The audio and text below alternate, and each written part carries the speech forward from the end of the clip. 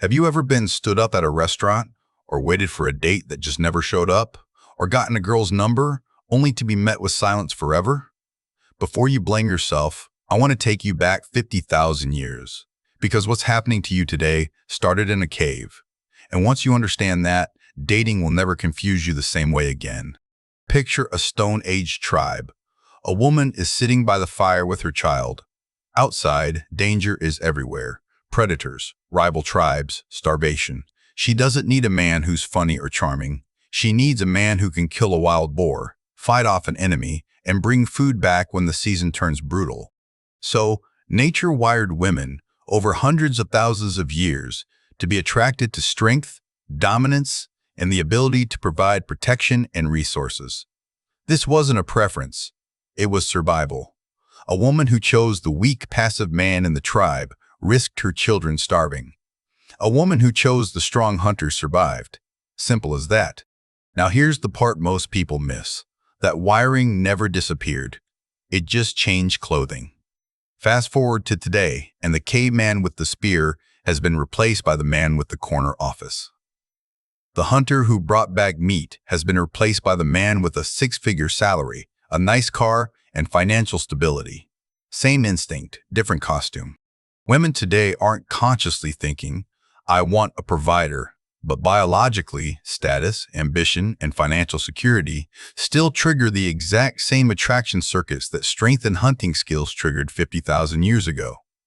This is why a man with confidence, direction, and resources still outperforms a man without them, even in a world where women don't technically need a provider to survive anymore.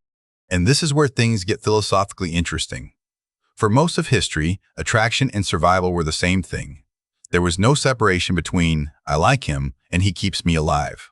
Today, for the first time in human history, women don't need a man financially. They can work, earn, and survive completely independently. So you'd think attraction would change completely, right? It hasn't. The instinct stayed exactly the same, even though the necessity disappeared. Women are still drawn to ambition, competence, and status, not because they need it to survive, but because millions of years of evolution don't get erased in 2 generations of progress. This is the strange paradox of modern dating.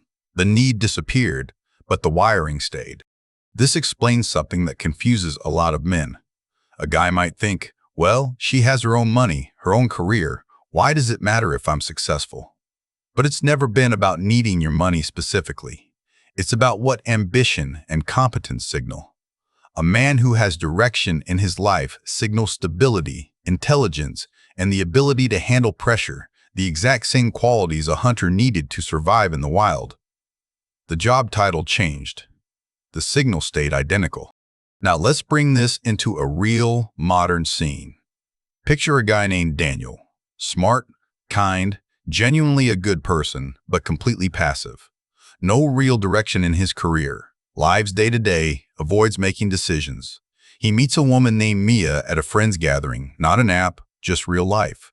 They talk for 20 minutes, she's interested. He gets her number. 3 days pass, and he still hasn't decided what to text her, scared of seeming too eager. Finally, he sends, "Hey, what's up?" She replies once, politely, and the conversation slowly dies. Why? Because uncertainty and hesitation are the modern equivalent of a hunter standing frozen in front of a deer instead of taking the shot. Biologically, hesitation reads as weakness, and weakness has never been attractive. Not in the Stone Age, not today. Now picture a different man, James. Not necessarily richer, not necessarily better looking, but decisive. He meets the same type of woman at a coffee shop. Within the conversation, he makes a clear move. I'd like to take you to dinner Thursday. There's a spot I think you'll really like. No hesitation, no vague plans, just clarity. This single trait, the ability to decide and lead without anxiety, mirrors exactly what made hunters successful 50,000 years ago: decisiveness under pressure. Women aren't attracted to wealth itself. They're attracted to what wealth, status, and decisiveness represent. The ability to handle life's pressures without falling apart. So, is this fair to men who aren't naturally rich or naturally confident? Genuinely, no. It's not entirely fair. Biology rarely is. But here's the empowering part. Unlike physical strength in the Stone Age, which you were mostly born with, modern status and confidence can be built. You can build a career. You can build financial stability.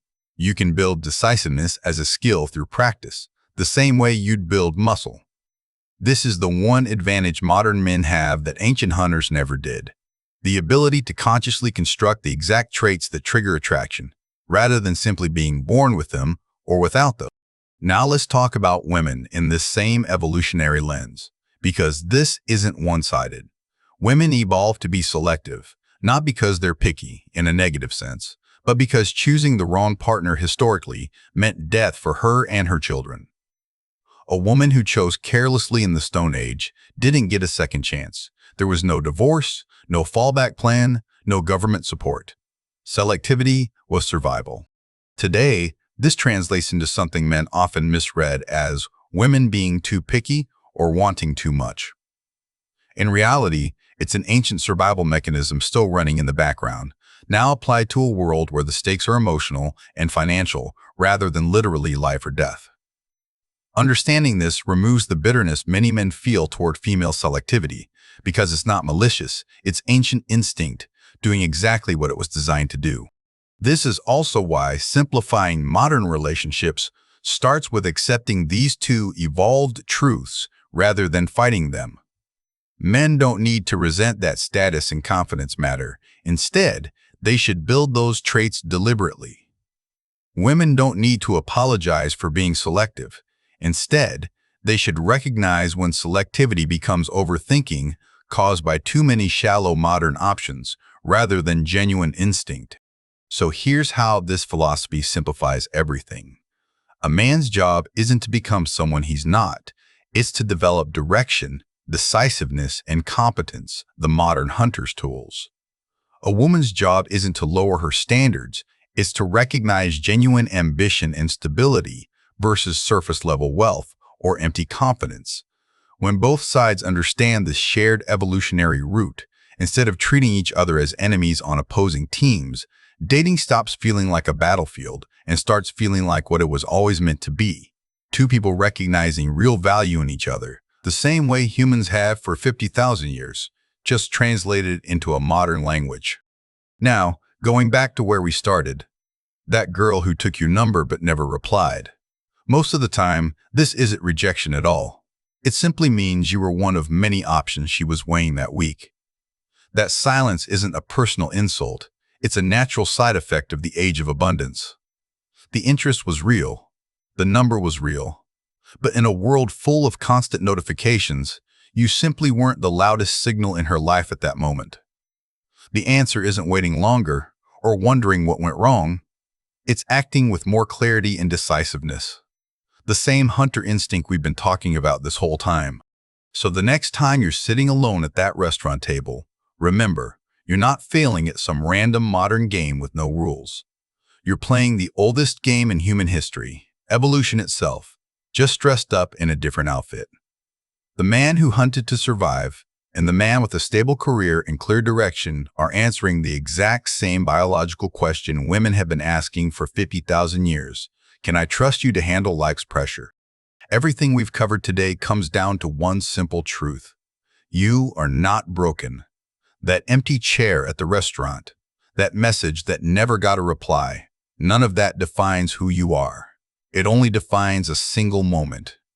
Never stop chasing what you believe in. Keep investing in yourself. Keep being clear. Keep being decisive. Because real connection always comes to those who stay patient, stay genuine, and stay true to themselves. Throughout history, people have always found their way to each other, and you will too. Thank you all so much for watching. Follow along for more videos like this one. Wishing you all the best, take care, and we'll see you next time.